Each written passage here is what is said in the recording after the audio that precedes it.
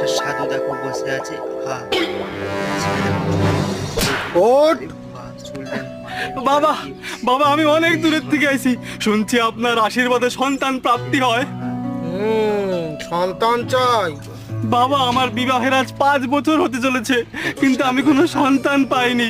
আমি অনেক কষ্টে আছি বাবা। তুই কি পিতামাতার পছন্দ করেছিলি নাকি প্রেম বিবাহ?